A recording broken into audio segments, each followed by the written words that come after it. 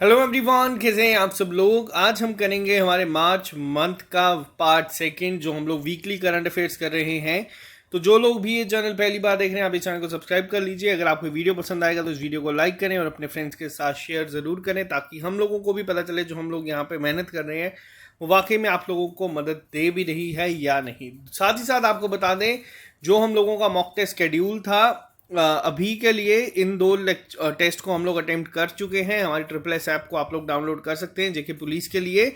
Next mock test आपका upload हो चुका है, आप इसको अटेम्प्ट कर सकते हैं। आप लोग चाहें तो इसको अटेम्प्ट कर सकते हैं। और जो बच्चे हमारे साथ तैयारी करें, जो आपका नेक्स्ट मॉक टेस्ट होगा वो 22 मार्च को होगा। और जो बच्चे एसआई फाइनेंस के लिए हमारे साथ जुड़े हैं, जल्दी ही मैं आपको इसकी टेस्ट सीरीज के बारे में भी इन्फॉर्म कर दूंगा। तो ये टेस्ट आप लोग हमारी ट्रिपल एस की ऐप पे दे सकते हैं। सेम जेके एसएसबी के एग्जाम पैटर्न को ध्यान में रखते हुए हम लोग ये टेस्ट बना रहे हैं, ताकि आप लोग पेपर को किस तरीके से मैनेज करना है, टाइम किस क्वेश्चन को कितना देना है, किस सेक्शन को कितना टाइम इन्वेस्ट करना है, वो सब चीज़ें सीख सकें। Analysis video mock test third का आप लोगों को मिल जाएगा बहुत जल्द। तो चलो, ये आप लोग ले सकते हैं। डिस्क्रिप्शन बॉक्स में आप लोगों को लिंक मिल जाएगा अगर आप लोग तैयारी कर रहे हैं। तो चलो स्टार्ट करते हैं आज की क्लास को बिना ज़्यादा टाइम वेस्ट किए। सबसे पहला क्वेश्चन आप लोगों के सामने है। यूनियन मिनिस्टर जो हमारे हैं पुरुषोत्तम रूपाला जी। अब आपको पहला क्वेश्चन तो एग्जाम में डायरेक्ट यही बन सकता है कि जो पुरुषोत्तम रूपाला जी हैं वो इस समय हमारे कौन से मिनिस्टर हैं। तो ये भी याद रखना, ये इस समय हमारे मिनिस्टर हैं फिशरीज, एनिमल हस्बेंड्री और डेयरिंग के। जो भी आपका डेयरी, एनिमल हस्बेंड्री या फिशरीज आता है, उसके इस समय मिनिस्टर हैं पुरुषोत्तम रूपाला जी। इन्होंने अभी हाल ही में सागर प्रक्रिमा एक इनिशिएटिव लॉन्च किया है, जिसके तहत जितने भी कंसर्न्स होते हैं फिशरमैन कम्युनिटी के, उसको सॉल्व किया जाएगा। ये पर्टिकुलरली एक स्टेट के लिए किया गया है। अब आपको बताना है कि वो कौन सी स्टेट है। देखो, याद रखना, यहाँ पे बहुत सारे क्वेश्चन एक ही चीज़ में बन सकते हैं। पहला तो डायरेक्ट आप लोगों को पता होना चाहिए कि इस समय हमारे कौन सा मिनिस्टर, जो मिनिस्ट्री है उसका मिनिस्टर कौन है। रिसेंटली सितंबर में थोड़ा सा रीशफलिंग हुई थी, तो जो रिसेंट है वो याद रखना। और जो सितंबर में रीशफलिंग हुई थी, उस दौरान मिनिस्ट्री ऑफ कॉपरेशन जो है पहली बार बनाया गया था, जिसके मिनिस्टर बनाए गए हैं अमित शाह जी। ये अभी रिसेंटली सबसे नई मिनिस्ट्री है जो बनाई गई है, और अमित शाह इसके मिनिस्टर बनाए गए हैं। साथ ही साथ अमित शाह हमारे होम अफेयर्स मिनिस्टर्स भी हैं, जिनकी कॉन्स्टिट्यूंसी कहाँ पे है, गांधीनगर। गांधीनगर कहाँ है? गांधीनगर है गुजरात में, जो कि इसका आंसर भी है। ठीक है, तो सागर प्रक्रिमा शुरू किया गया है। फिशर मिनिस्ट्री जो हमारे हैं, फिशर मिनिस्ट्री के जो इस समय यूनियन मिनिस्टर पुरुषोत्तम रूपाला जी के द्वारा इन्होंने सागर प्रक्रिमा को लॉन्च किया है। और जितना भी कंसर्न होता है फिशरमैन कम्युनिटी का गुजरात में, उसको सॉल्व किया जाएगा। ठीक है, पहला पॉइंट ये याद रखना। अब यहाँ पे एक चीज़ अगर आपसे पूछा जाए कि इसमें होगा क्या, तो देखो, अब इसके तहत क्या होगा, जो इनिशिएटिव लिया गया है इसके तहत कोशिश की जाएगी, जो सी फूड एक्सपोर्ट्स होता है कंट्री के कोस्ट लाइन में 8,118 किलोमीटर तक, उसमें पूरा ध्यान रखा जाएगा कि कोई प्रॉब्लम तो नहीं आती है किसी भी तरीके की, किसी को फिशरमैन कम्युनिटी को खासतौर पे कोई प्रॉब्लम ना हो। नेक्स्ट क्वेश्चन बहुत ज़्यादा इंपॉर्टेंट है पेपर पॉइंट ऑफ व्यू से। अब यहाँ पे क्या क्वेश्चन है, पहले ध्यान से पढ़िएगा। 1,000 करोड़ मिले हैं अभी हाल ही में, सैंक्शन किया है एज अ लोन। किसने? Jammu Kashmir infrastructure development finance corporation limited को, यानी कि JKIDFC को 1,000 करोड़ का लोन मिला है। अब पेपर में आप लोग कभी भी अगर देखेंगे, जम्मू कश्मीर की कोई भी ऑर्गेनाइजेशन हो, उसे आमतौर पे लोन ज़्यादातर कहाँ से मिलता है? वो मिलता है JNK बैंक से। लेकिन इस बार यहाँ पे ये चीज़ आप लोगों को देखने को नहीं मिलेगी। जो ये लोन मिला है Jammu and Kashmir infrastructure development finance corporation को, ये दिया गया है इंडियन ओवरसीज बैंक के द्वारा। इसीलिए क्वेश्चन आपका इंपॉर्टेंट हो जाता है, थोड़ा सा अलग है पेपर में। याद रखना, इस तरीके के जम्मू कश्मीर से जो करंट अफेयर्स आते हैं उसमें पूछा जा सकता है। और ये पहला अपने आप का एक पब्लिक सेक्टर बैंक है जो जिसने कि JKIDFC को लोन दिया है। तो ये पॉइंट याद रखना, ठीक है। और 500 करोड़ इसमें से ऑलरेडी डिस्पर्स। अब डिस्पर्स क्या होता है? 500 करोड़ अभी JKIDFC को मिल चुका है डेवलपमेंट प्रोजेक्ट्स या इंफ्रास्ट्रक्चर प्रोग्राम्स के लिए, ऑलरेडी मिल चुका है। 500 करोड़ बाद में मिलेगा। ये दिया क्या गया है? ये एज अ लोन दिया गया है। तो याद रखना, बैंक कौन सा है? यहाँ पे बैंक होगा इंडियन ओवरसीज बैंक। 90% बच्चे गलत करके आएंगे अगर यहाँ पे ऑप्शन में आपको JNK बैंक दिख गया तो इसलिए यहाँ पे इसको याद रखना, इंपॉर्टेंट मैंने यहाँ पे मार्क कर दिया। नेक्स्ट पे आते हैं। इस्पत राजभाषा अवार्ड मिला है 2018-19, 20-21, और इस्पत राजभाषा प्रेरणा अवार्ड दिया गया है 19-20 का। ये किसको मिला है अभी हाल ही में? तो ये जो अवार्ड मिला है ये मिला है नेशनल मिनरल डेवलपमेंट कॉरपोरेशन को, यानी कि NMDC को। अभी ये अवार्ड दिया गया है हाल ही में, और ये जो है ये लार्जेस्ट आयरन ओर प्रोड्यूसर है इंडिया का। ठीक है, तो ये किसके अंडर काम करता है NMDC? अगर ये पूछा जाए तो ये काम करता है मिनिस्ट्री ऑफ स्टील के अंडर।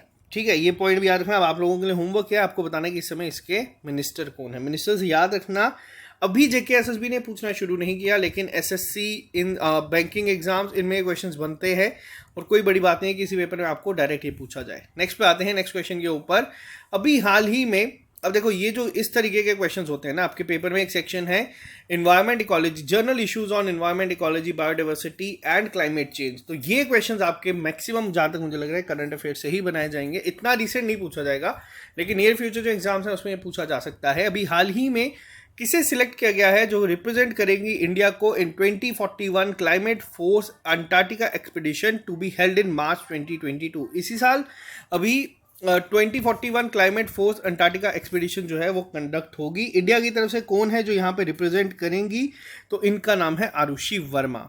मोस्ट इंपॉर्टेंट क्वेश्चन आप इसको मान सकते हैं जर्नल इश्यूज में। क्यों? क्योंकि देखो, एक तो ये फीमेल है, दूसरी इंडिया से है, क्योंकि ऑब्वियसली इंडिया को रिप्रेजेंट करने जा रही है। तो किस में जा रहे हैं? ये जो क्लाइमेट चेंज, रिन्यूएबल एनर्जी, इन सब पे क्वेश्चंस आपके बन सकते हैं पेपर में, और खासतौर पे अगर विमेन है तो वो बहुत इंपॉर्टेंट बन जाता है एग्जाम पॉइंट ऑफ व्यू से।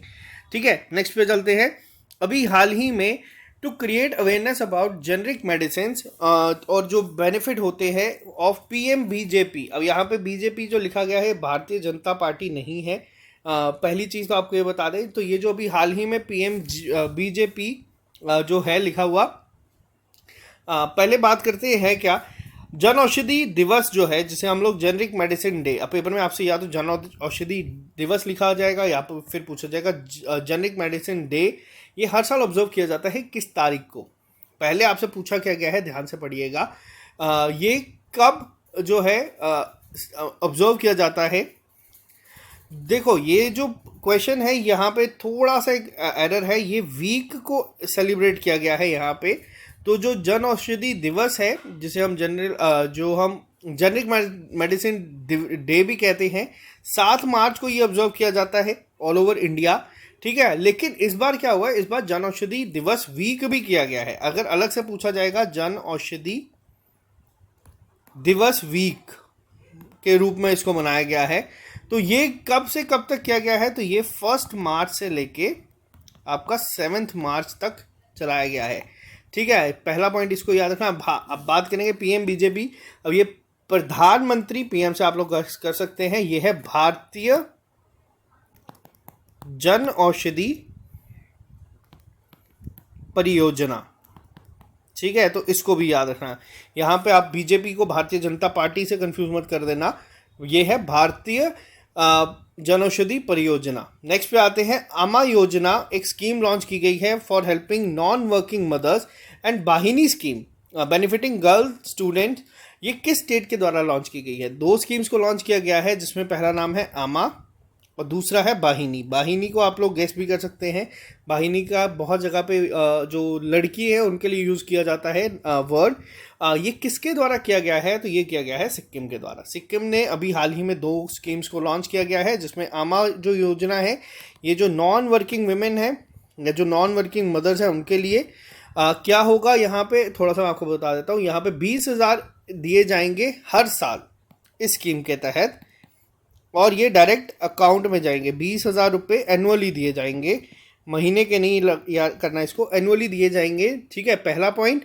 इसके लिए 32 करोड़ रखा, ये इतना डिटेल में आपसे पेपर में नहीं पूछा जाएगा। दूसरी जो स्कीम है वाहिनी स्कीम, इसमें क्या किया जाएगा, इसके तहत कोशिश की जाएगी जो ड्रॉप आउट होती हैं, जो लड़कियां स्कूल छोड़ देती हैं, उसको कम किया जाए। Due to lack of accessibility, availability of sanitary napkins या बहुत सारी चीज़ों की वजह से यहाँ पे कोशिश की गई है, और ये टारगेट रखा गया है कि जो 18,000 लड़कियाँ या फिर जो गर्ल स्टूडेंट्स हैं जो क्लास 9 तक पढ़ रही है, उन्हें फ्री सैनिटरी नैपकिन्स तक प्रोवाइड किए जाएँ। तो ये दोनों स्कीम याद रखना। साथ ही साथ सिक्किम न्यूज़ में पहले भी था क्यों था तो मैं आपको बता देता हूँ। लद्दाख के साथ इन्होंने एक एमओयू साइन किया है जिसके तहत लद्दाख जो यूटी है उसको 2025 तक ऑर्गेनिक बनाने की कोशिश की गई। अब यहाँ पे सिक्किम के साथ ही क्यों किया गया है, क्योंकि सिक्किम पहली इंडिया की स्टेट थी जो कि ऑर्गेनिक थी, 100% ऑर्गेनिक। यहाँ पे फर्टिलाइजर्स या फिर जो केमिकल्स यूज होते हैं उसको बैन किया गया। तो यहाँ पे याद रखना, इतना इन्फॉर्मेशन काफ़ी है आपको याद रखने के लिए चीज़ों को। नेक्स्ट क्वेश्चन काफ़ी इंपॉर्टेंट है, खासतौर पे जो बच्चे जेकेपीएसआई की तैयारी कर रहे हैं, मैं आपको बता दूं, नोट कर लेना, पेपर में आपको मिलिट्री एक्सरसाइज पे क्वेश्चन बन सकता है, क्योंकि इस पे एक्सपेक्टेड है क्वेश्चन आना पेपर में। एक वीडियो में मैंने सारे मिलिट्री एक्सरसाइजेस को पढ़ाया हुआ है, ईयरली राउंड अप जो पिछले साल का था उसको एक बार देख लेना। स्लैनेक्स 21 अभी हाल ही में कंडक्ट की गई है, किस किस के द्वारा, नाम से भी गेस कर सकते हो। एसएल मतलब श्रीलंका और इंडिया की नेवल फोर्सेस के बीच में ये कंडक्ट करवाई जाती है। अब आपको बताना है कि ये कहाँ पे हुई थी। अभी रिसेंटली ये शुरू किया गया है विशाखापट्टनम में। विशाखापट्टनम है आपका आंध्र प्रदेश में, ठीक है। पहला पॉइंट तो ये याद रखना, ठीक है। दूसरी चीज क्या है यहाँ पे इंपॉर्टेंट जो आपको याद रखनी है, इंडिया एक और एक्सरसाइज करता है जिसका नाम है इंदिरा। इंदिरा क्यों यहाँ पे डिस्कस करो, देखो रशिया के साथ इंडिया ये एक्सरसाइज करता है, रशिया न्यूज में है तो रशिया पे क्वेश्चन बन सकते हैं। रशिया ने इंडिया की हेल्प करी है किसके लिए, बनाने में, ब्रह्मोस मिसाइल को, जो गलती से अभी टेस्ट फायर हो गया था पाकिस्तान के अंदर, और ब्रह्मोस को ही इंडिया ने बेचा है, या फिर अगर हम बात करें किसको दिया है, फिलीपींस को दिया है। तो इंडिया टारगेट किस में कर रहा है, इंडिया टारगेट कर रहा है कि अपने डिफेंस सेक्टर को मजबूत बनाने के लिए, क्योंकि आप लोगों ने यूक्रेन की हालत को देखा है, इसमें डिफेंस सेक्टर में इंडिया की हेल्प कर रहा है रशिया। इंडिया जो टोटल डिफेंस है उसमें 74% डिफेंस का जो मटेरियल आता है, जो डिफेंस की हमारी मिसाइल्स है, ये सब चीज़ें हैं, इसमें हेल्प करता है रशिया। तो इसीलिए इंडिया, आप लोगों ने देखा होगा न्यूज़ में आप लोग सुनते भी होंगे कि इंडिया ने वोट करने से मना कर दिया, इंडिया ने अपना वोट अपने पास रखा कि हम किसी के फेवर में नहीं करेंगे। दूसरी चीज़ अब यहाँ पे बता दो, यहाँ पे इतनी डिस्कशन हो ही रही है, तो अभी हाल ही में दो चीज़ें ऐसी हैं जो पेपर में पूछी जा सकती हैं। एक नाम याद रखना, INS Vikrant. INS Vikrant India का पहला इंडिजिनसली डेवलप्ड, अब ये जो वर्ड है ये याद रखना, इंडिजिनसली मतलब जो हम लोग खुद बनाते हैं बिना किसी की हेल्प के। जैसे हम लोगों ने कहा कि रशिया बहुत हेल्प करता है, लेकिन आईएनएस विक्रांत हम लोगों ने खुद बनाया। अब ये है क्या, तो ये है एयरक्राफ्ट कैरियर। बहुत कम कंट्रीज है जिनके पास खुद का एयरक्राफ्ट कैरियर है। साथ ही साथ एक और नाम याद रखना, निर्भय क्रूज मिसाइल, ठीक है, इसको भी याद रखना। ये किसने बनाई है, ये बनाई गई है डीआरडीओ के द्वारा। तो ये दोनों पॉइंट याद रखना। ब्रह्मोस को याद रखना, ब्रह्मोस भी पूछा जा सकता है कि ब्रह्मोस मिसाइल को बनाने में इंडिया की हेल्प किसने की है, तो इंडिया की हेल्प की गई है रशिया के द्वारा, ठीक है। क्योंकि अभी हाल ही में गलती से टेस्ट फायर हो गई थी पाकिस्तान में, 150 किलोमीटर के करीब करीब अंदर तक चली गई थी, पाकिस्तान का डिफेंस सिस्टम इसको डिटेक्ट भी नहीं कर पाया, ठीक है। नेक्स्ट पे आते हैं, अभी हाल ही में किसने लॉन्च किया है 2 लैंडमार्क इनिशिएटिव यूपीआई 123 पे, यूपीआई 123 पे, और साथ ही साथ क्या है 24 हेल्पलाइन को शुरू किया है जिसका नाम है डिजी साथी, ठीक है। ये किसके साथ कोलैबोरेट करा है, ये किया गया है एनपीसीआई के साथ।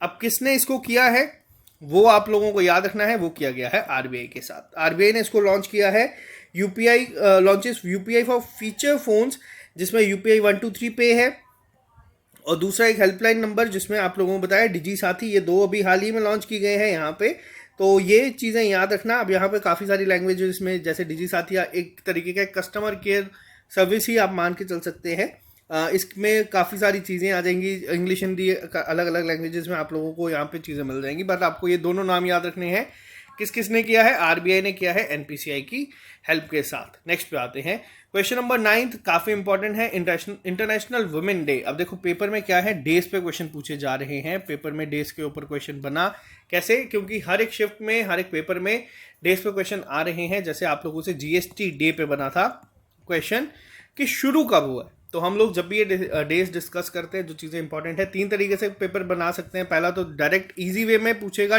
कहाँ पे होता है, मॉडरेट क्वेश्चन बनाना होगा, पूछ लेगा थीम का है, डिफिकल्ट बनाना होगा तो पूछ लेगा एग्जामिनर शुरू कब हुआ था, ठीक है। तो इंटरनेशनल वुमेन डे 2020 को ऑब्जर्व किया जाता है कब, ये शुरू किया जाता है 8 मार्च को, हर साल ऑब्जर्व किया जाता है एनुअली। अब इससे ज़्यादा इंपॉर्टेंट क्या है, इससे ज़्यादा इंपॉर्टेंट है इसकी थीम। इस साल इसकी थीम क्या थी, तो इसकी थीम थी gender equality today for a sustainable tomorrow, ठीक है, ये याद रखना। इसकी थीम काफ़ी इंपॉर्टेंट है। अब यहाँ पे एक और चीज़ मैं आपको बता दूँ, अभी तक हम लोगों ने क्या देखा, इंटरनेशनल वुमेन डे हम लोग देखते आ रहे हैं, बट जो हमारी ministry of women and child development है, जिसके मिनिस्टर इस समय स्मृति ईरानी है, इन्होंने क्या शुरू किया था, इन्होंने किया था वुमेन डेज वीक। अब देखो ये नया ट्रेंड शुरू हो रहा है, वीक की फॉर्म में ऑब्जर्व किया जाती है। कब से कब तक चला था ये, तो ये याद रखना, ये भी शुरू हुआ था 1 to 8 मार्च। ठीक है, वैसे ही एक और चीज़ मैं आपको यहाँ पर बता दूँ, हर साल जो 9th मंथ होता है, जो होता है हमारा सितंबर, इसको ऑब्जर्व किया जाता है पोषण माह के रूप में। पोषण माह मतलब पोषण मीन्स न्यूट्रिशन और माह मीन्स मंथ ऑफ न्यूट्रिशन माना जाता है सितंबर को। ये भी याद रखना, बहुत बार पेपर में पूछा गया। अक्टूबर को ब्रेस्ट फीडिंग और जो ब्रेस्ट कैंसर अवेयरनेस के फॉर्म में माना जाता है। तो ऐसे हर एक को अलग अलग में डिवाइड किया जाता है। फिलहाल ये 9th सितंबर, जो 9th मंथ होता है, यानी कि जो सितंबर होता है, उसे न्यूट्रिशन मंथ के रूप में ऑब्जर्व किया जाता है। और जो अगर पूछा जाएगा वीक कब है, तो ये भी याद रखना। नेक्स्ट पे आते हैं, अभी हाल ही में कौशल नेतृत्व योजना for safe motherhood practices launch by which state CM. अब देखो ये जो है कौशल नेतृत्व योजना, ये लॉन्च की गई है छत्तीसगढ़ के द्वारा। छत्तीसगढ़ के सीएम कौन है, पेपर में पूछा गया था अभी हाल ही में। इनका भी नाम याद रखना, इनका नाम है भूपेश भागल जी। इन्होंने अभी हाल ही में लॉन्च की है। ये कहाँ पे की थी, छत्तीसगढ़ की कैपिटल रायपुर में की है। अब इसमें होगा क्या, इसमें चेक दिए जाएंगे 5,000 रुपये के, किसको, हर 5 वुमेन को, बेनिफिशरीज को, टू सेफ मदरहुड प्रैक्टिसेस। अब ठीक है, ये शुरू कब किया गया था, तो ये इंटरनेशनल वुमेन डे के दौरान शुरू किया गया था, यानी कि 8 मार्च को। तभी आप लोगों को ज़्यादातर यहाँ पे वुमेन के रिलेटेड जो चीज़ें देखने को मिलेगा। अब वो 5,000 किसको दिया जाएगा, जो भी सेकेंड गर्ल चाइल्ड होगी उसकी अपब्रिंगिंग में हेल्प करने के लिए। तो ये भी याद रखना। नेक्स्ट पे आते हैं, क्वेश्चन नंबर 11 पे चलते हैं। क्वेश्चन नंबर 11 की अगर मैं बात करूँ यहाँ पे, एक सेकेंड जी, इंडिया का largest floating solar power plant अभी हाल ही में 150 करोड़ रुपए की इन्वेस्टमेंट के साथ बना है। ये कहाँ पे इनॉग्रेट हुआ, और इसको आप लोग मोस्ट इंपॉर्टेंट मार्क कर सकते हैं। रीजन क्या है यहाँ पे मैं आपको बताता हूँ। इंडिया का जो largest floating solar power plant, अब देखो एक तो आ गया यहाँ पे आपका सोलर एनर्जी के रिलेटेड सोलर पावर प्लांट, जो हम रिन्यूएबल एनर्जी की बात करते हैं। दूसरी बात आ गया हमारा इंडिया का, और तीसरी बात आ गई लार्जेस्ट। क्वेश्चन इसीलिए इंपॉर्टेंट बन जाते हैं। अब वो बात अलग है, पेपर में आपको क्वेश्चन पूछा गया था एयर इंडिया को किसने खरीदा है। पेपर को थोड़ा डिफिकल्ट करने के लिए एटलीस्ट एसएसबी ये पूछ सकता था कितनी अमाउंट में खरीदा, बट उन्होंने डायरेक्ट पूछा था। चलो कोई बात नहीं, मे बी आने वाले पेपर में थोड़ा सा चेंजेस आए। तो पहले बताओ ये कहाँ पे हुआ है। पहली जगह तो आपको याद रखना, ये हुआ है तमिलनाडु में। अगर एग्जैक्ट लोकेशन पूछी जाए कि तमिलनाडु में कहाँ पे, तो ये जो तमिलनाडु में हुआ है, इस जगह का नाम है थूथुकुडी। थूथुकुडी में ये इनॉग्रेट किया गया है। किसके द्वारा किया गया है, तो जो तमिलनाडु के सीएम हैं इस समय, जिनका नाम है एम.के. स्टालिन, इन्होंने इसको इनॉग्रेट किया है। तो दोनों नाम याद रखना। इसके तहत कोशिश की जाएगी जो कार्बन फुटप्रिंट है उसको रिड्यूस किया जाए, क्योंकि आपको पता है इंडिया का टारगेट क्या है। इंडिया का टारगेट है 2070 तक जो हम लोग यहाँ पे नेट जीरो कार्बन इसको कर दें। ठीक है, नेक्स्ट पे आते हैं। अभी हाल ही में कौन सा ऐसा इंडिया की पहली 100% वुमेन ओन्ड इंडस्ट्रियल पार्क जो है रिसेंटली अभी हाल ही में इनॉग्रेट किया गया है, किस सिटी में। देखो ये क्वेश्चन भी इंपॉर्टेंट है। मैंने आपको बताया क्या, जब भी कोई बात होती है वुमेन के ऊपर, क्वेश्चन अपने आप इंपॉर्टेंट हो जाता है। और इंडिया का पहला है, 100% है, और क्या है, इंडस्ट्रियल पार्क बनाया गया है। कहाँ पे किया गया है इसको इनॉग्रेट, तो इसको इनॉग्रेट किया गया है हैदराबाद में। हैदराबाद में इसको लॉन्च किया गया है। अब यहाँ पे किसने हेल्प करी है हैदराबाद में इसको करने की। हैदराबाद कहाँ पे है, पहली तो ये बता दो। हैदराबाद है आपका तेलंगाना में। तेलंगाना की एक जगह को याद रखना, पेपर में ज़रूर आएगा किसी ना किसी पेपर में। रामप्पा टेम्पल कौन से नंबर पे थी, 39th नंबर पे बनाई गई है। क्या, यूनेस्को हेरिटेज साइट। टोटल कितनी है, टोटल है 40। 40th कौन सी थी, ढोलावीरा। ठीक है, ढोलावीरा को 40th बनाया गया है। रामप्पा टेम्पल 39 थी। हैदराबाद की अगर मैं बात करूं तो यहाँ पे किसकी हेल्प से बनाया गया है, तो ये बनाया गया है एफएलओ के द्वारा। अब एफएलओ क्या है, एफएलओ आता है आपका फिक्की लेडीज ऑर्गेनाइजेशन। ठीक है, ये याद रखना। अब इसमें क्या होगा, 25 women owned and operated units होंगी, जिसमें काफ़ी अलग अलग तरीके की ग्रीन कैटेगरी इंडस्ट्रीज होंगी, पार्क होंगे। तो यहाँ पे सारी चीज़ें आपको इतना डिटेल में नहीं जाना, बट आपको इसका नाम याद रखना है। नेक्स्ट क्वेश्चन पे चलते हैं। काफ़ी इंपॉर्टेंट है, इस तरीके के क्वेश्चन अब आपको ज़रूर देखने को मिल सकते हैं। नूर सेकंड या नूर 2 एक सेकंड मिलिट्री सैटेलाइट है जो ऑर्बिट में भेजी है एल्टीट्यूड ऑफ 500 किलोमीटर्स। ये किस कंट्री के द्वारा हाल ही में लॉन्च की गई है? देखो नाम से आप लोग गेस कर सकते हैं। तो नाम से पहले मैं बता दूं नूर का मतलब क्या है पर्शियन में। नूर का अगर आप लोगों को पता भी है, आप लोगों ने भी बोला होगा, इसके चेहरे पे एक अलग ही नूर है जिसे हम लोग कहते हैं लाइट। ठीक है, नूर का मतलब है लाइट, एक पर्शियन वर्ड है। अब यहाँ पे हम बात करें तो किसने इसको शुरू किया है या किसने इसको लॉन्च किया है, तो ये किया गया है इस्लामिक रेवोल्यूशनरी गार्ड कॉर्प्स के द्वारा। ये किसका है? तो ये है ईरान का। ईरान ने अभी हाल ही में इसको लॉन्च किया है, नूर सेकंड। या ठीक है, पहला पॉइंट इसको याद रखना बहुत इंपॉर्टेंट होगा। ये इस तरीके की सैटेलाइट्स या फिर जो मिसाइल्स वगैरह है पेपर में आ सकती हैं।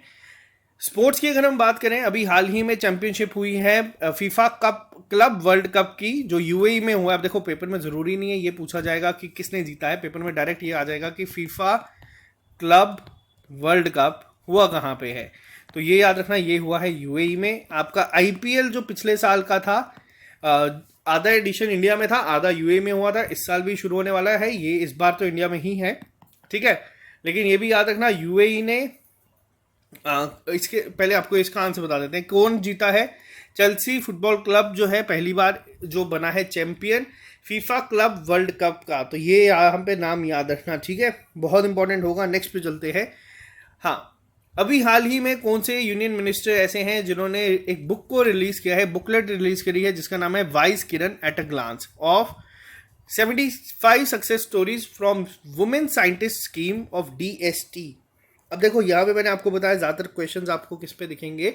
स्पेसिफिकली जो इंटरनेशनल वुमेन डे था उसको बहुत जगह पे बहुत पहले, जैसे 1 मार्च से लेके 14 मार्च तक सेलिब्रेट किया गया अलग अलग जगह पे, और स्कीम चलती गई। अब DST क्या है? Department of science and technology.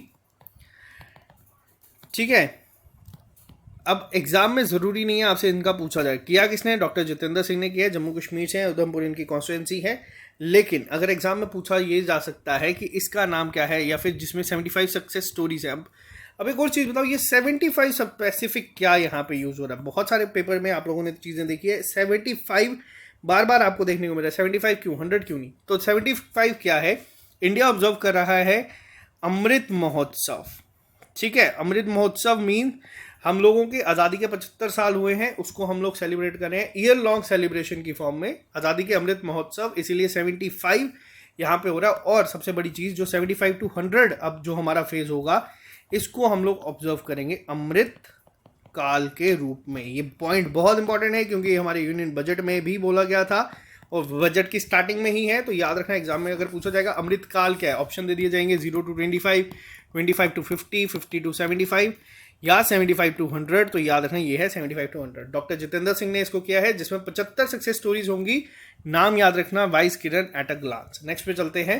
Question number 16 की अगर मैं बात करूं, अभी हाल ही में CISF ने, CISF क्या है? ये है सेंट्रल इंडस्ट्री सिक्योरिटी फोर्स। इन्होंने अभी हाल ही में अपना रेजिंग डे जो है ऑब्जर्व किया है 10 मार्च को।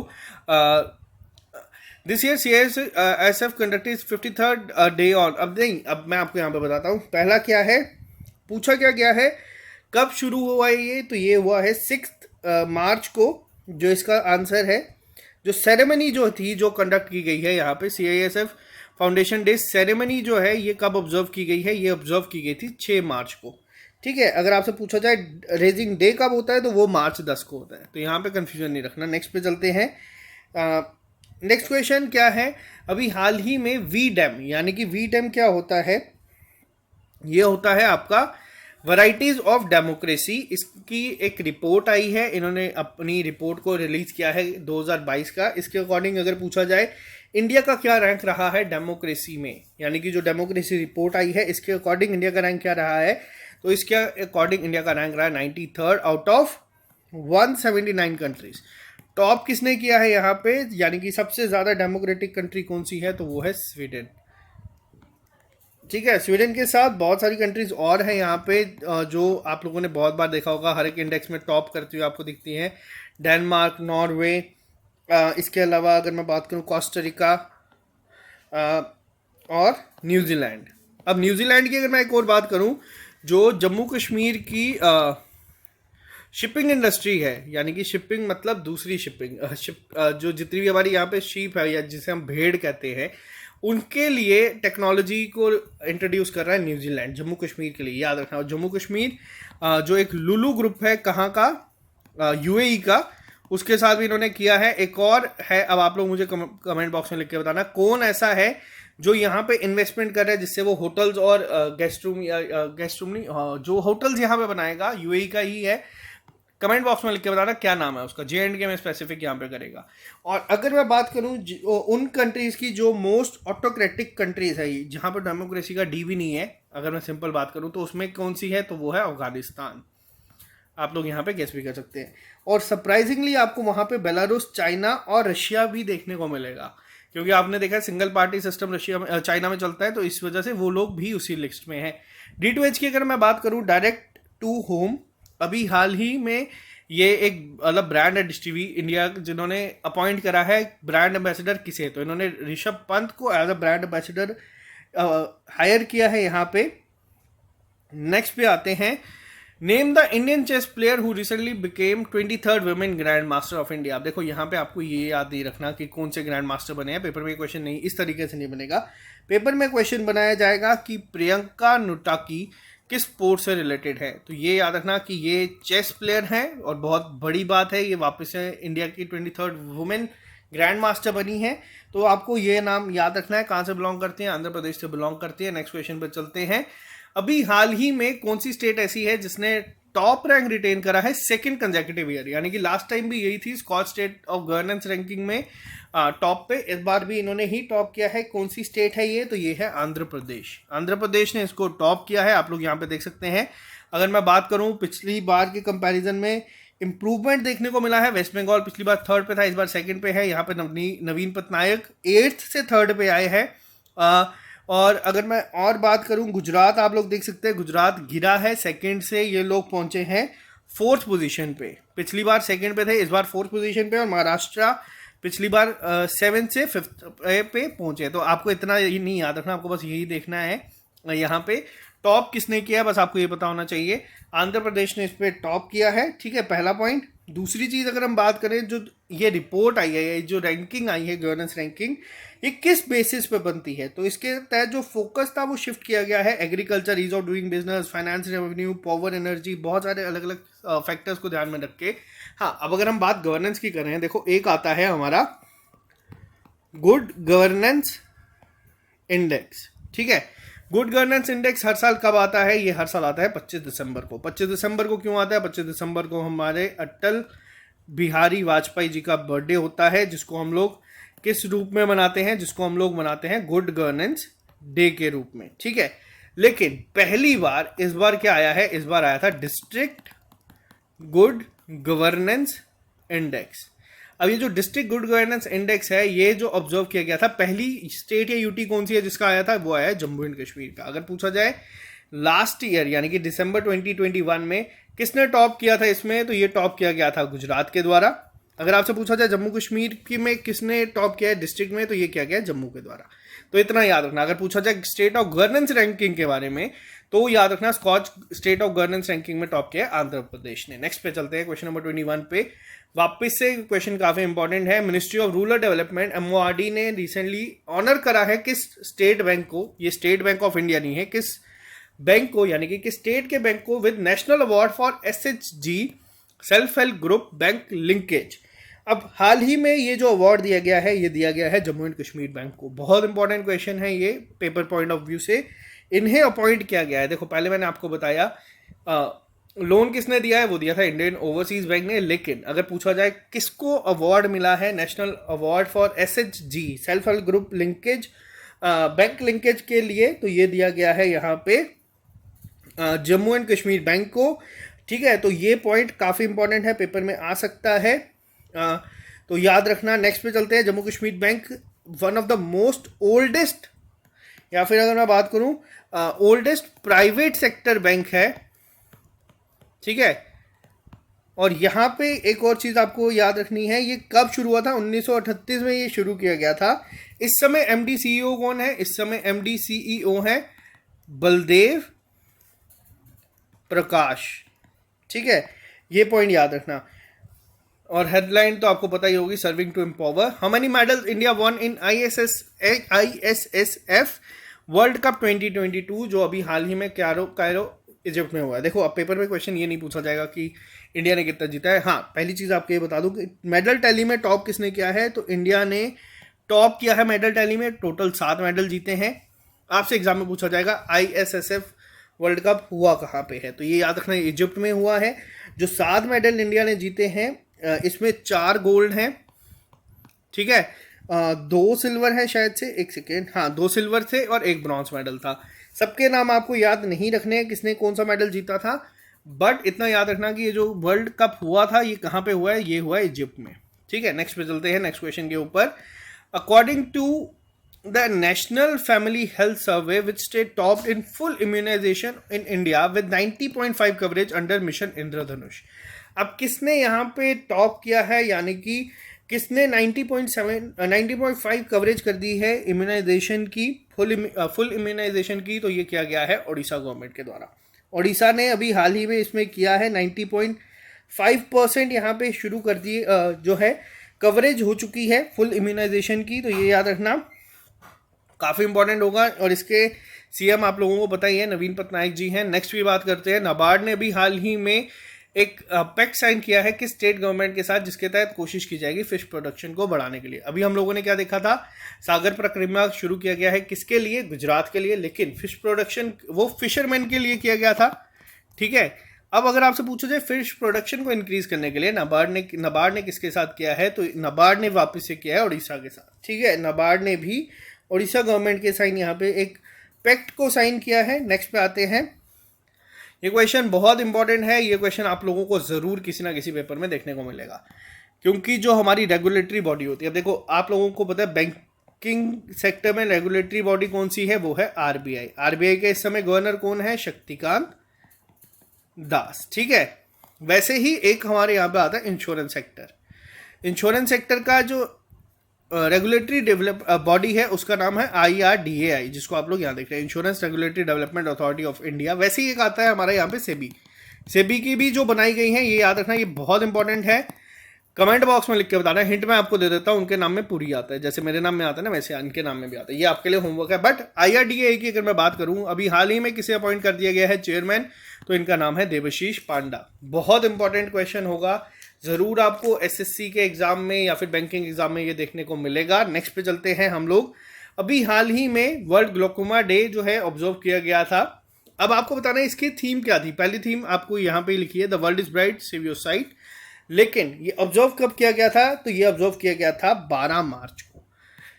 साथ ही साथ अब होता क्या है, पहले डे आते थे, वैसे ही अब क्या हो गया, वीक भी आना शुरू हो चुके हैं। वर्ल्ड ग्लोकोमा वीक कब ऑब्जर्व किया गया था, तो ये 6 से 12 मार्च तक ऑब्जर्व किया गया। अगर इनकेस पेपर में कभी आपसे वीक पूछा जाता, आपको याद नहीं है, डे याद है, तो उससे 6-7 दिन पहले का आप लोग गेस कर देना, पेपर में आंसर आप लोगों का सही हो जाएगा। ठीक है, नेक्स्ट पे चलते हैं, which Indian city becomes first South Asian city to detail net zero carbon emission by 2015। अब देखो यहाँ पे क्या है, ऐसा नहीं है कि इन्होंने कुछ कर दिया है, मगर ये पहली ऐसी साउथ एशियन सिटी बनी है, क्योंकि इंडिया का भी मैंने आपको बताया क्या टारगेट है नेट जीरो एमिशन का। इंडिया का टारगेट अगर कभी एग्जाम में पूछा जाएगा क्या टारगेट है, वो है 2070, कि हम लोग नेट जीरो अटेन कर लेंगे, अचीव कर लेंगे, कब तक, 2070 तक। लेकिन पहली ऐसी इंडियन सिटी बनी है जिसने 2050 को टारगेट बोला है, और ये अपने आप में बहुत चैलेंजिंग होगा, क्योंकि किसने कहा है, ये मुंबई ने कहा है। मुंबई ने कहा है कि वो 20 साल पहले ही इंडिया के टारगेट से इसको अचीव कर लेंगे। अब इसके लिए क्या होता है, देखो ऐसे कहने से चीज़ें नहीं होती।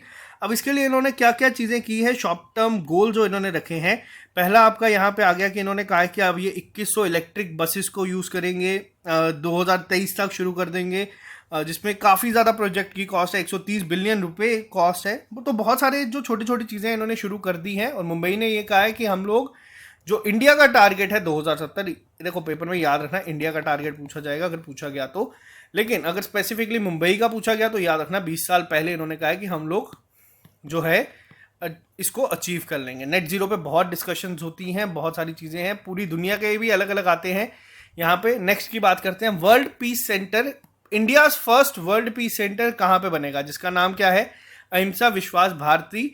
ये कहाँ पे ओपन होगा, तो ये होगा गुरुग्राम हरियाणा में। अब ये जो जगह है इसको याद रखना, इंटरनेशनल सोलर अलायंस का यहाँ पे हेडक्वार्टर है। मोस्ट इंपॉर्टेंट पॉइंट ये भी है, हेडक्वार्टर है किसका। और अगर मैं हरियाणा की बात करूं तो हरियाणा में अभी हाल ही में क्या बनाया गया है, फर्स्ट ग्रेन एटीएम। हरियाणा में आपका क्या होगा, हरियाणा में आपका खेलो इंडिया गेम्स भी होंगे। ठीक है, फरवरी में शायद ये कंडक्ट हो चुके थे या मार्च में इसको भी खेला जाएगा, अगर मैं गलत नहीं हूं तो यहाँ पे ये भी चीज़ याद रखना हरियाणा के रिलेटेड। नेक्स्ट पे चलते हैं क्वेश्चन नंबर 29 के ऊपर। यहाँ पे गलती से आंसर पहले ही मार्क हो चुका है तो कोई बात नहीं। टी राजा कुमार जो है ये पहले सिंगापुरियन बने हैं जो अपॉइंट किए गए हैं president of financial action task force. अब देखो FATF आप लोगों ने बहुत बार सुना होगा न्यूज़ में। रीज़न क्या है, आप लोगों ने देखा होगा पाकिस्तान को ग्रे लिस्ट में डाल दिया। अब इसमें होता क्या है और ये इतना स्ट्रॉन्ग क्यों है, अब कोशिश की जा रही है कि पाकिस्तान कहीं ब्लैक लिस्ट में ना चल जाए। जब भी कोई कंट्री अगर ग्रे या ब्लैक लिस्ट में चली जाती है तो उनका सर्वाइव करना बहुत मुश्किल हो जाता है। अब यहाँ पे क्या है, FATF बेसिकली करता क्या है, आपको थोड़ा सा आइडिया होना चाहिए। ये इंटर गवर्नमेंटल ऑर्गेनाइजेशन होती है जिसको एस्टेब्लिश किया गया था G7 के द्वारा। अब G7 में कौन कौन सी कंट्रीज आती है, Canada, France, Germany, Italy, UK, USA और साथ ही साथ यूरोपियन यूनियन, यानी कि जो बड़ी कंट्रीज है सब इसका एक आता है। अब इसके तहत कोशिश की जाती है जितना भी मनी लॉन्ड्रिंग होती है या फिर जो टेररिज्म को सपोर्ट करते हैं उन पे चीज़ें हो। अब कब ये FATF बनाई गई थी, ये बनाई गई थी 1989 में। FATF का हेडक्वार्टर कहाँ पे है, तो FATF का हेडक्वार्टर है आपका पेरिस में यानी कि फ्रांस में, तो ये भी याद रखना। तो इसके पहले बनाए गए हैं कौन, टी राजा कुमार। अब यहाँ पे आप लोग सोच रहे हैं कि यहाँ पे इतना क्या हो गया कि ये पहले सिंगापुरियन क्यों है। देखो सिंगापुर खुद ही 1992 में मेंबर बना था FATF का, तो काफ़ी नया मेंबर है और उन्हें बनाया गया है, तो ये काफ़ी इंपॉर्टेंट होगा। आज का लास्ट क्वेश्चन पे चलते हैं। अभी हाल ही में इंटरनेशनल डे ऑफ मैथमेटिक्स, जिसे हम लोग पाई डे भी कहते हैं, ये सेलिब्रेट किया गया है to celebrate the mathematical constant pi. अब देखो इसको गैस भी कर सकते हो, पाई की वैल्यू है 3.14, यानी कि 3 हो गया यहाँ पे मार्च और 14 यहाँ पे हो गया डेट। मार्च 14 को इसको किया गया था, तो वो बस इतना याद रखना। और ये थे हमारे आज के important current affairs second week of March के। तो आई होप आपको ये वीडियो पसंद आई होगी। जितनी यहाँ पे हम लोग आप लोगों को चीज़ें ज़रूरी होती हैं शेयर कर देते हैं, एग्जाम पॉइंट ऑफ व्यू से हो या फिर वैसे भी। तो अगर आपको ये वीडियो पसंद आती है वीडियो को लाइक ज़रूर कर देना। और अगर आप लोग इन एग्जाम्स के लिए तैयारी कर रहे हैं तो टेस्ट ज़रूर अटेम्प्ट करें। जो बच्चे हमारे साथ हमारी लाइब्रेरी में आते हैं, जो जम्मू से हैं, आप लोग लाइब्रेरी में आ सकते हैं। मैं कोशिश कर रहा हूँ कि एक टेस्ट आप लोगों का मैं यहाँ पे लाइब्रेरी में ऑफलाइन मोड में कंडक्ट करवाऊंगा। जल्दी मैं आपको बता दूंगा। अगर आप लोग आना चाहते हैं आप लोग आ सकते हैं SSS लाइब्रेरी, आपको परेड ग्राउंड पे ही दिख जाएगी। तो चलो bye bye, take care, all the best. मिलते हैं जल्दी नए लेक्चर के साथ। अभी के लिए इजाजत दीजिए, हैव अ नाइस डे। और अगर इस चैनल पे नए हैं तो इस चैनल को सब्सक्राइब कर लीजिए ताकि आप लोगों को हर एक अपडेट मिलता रहे। Okay guys, bye bye, take care, good night.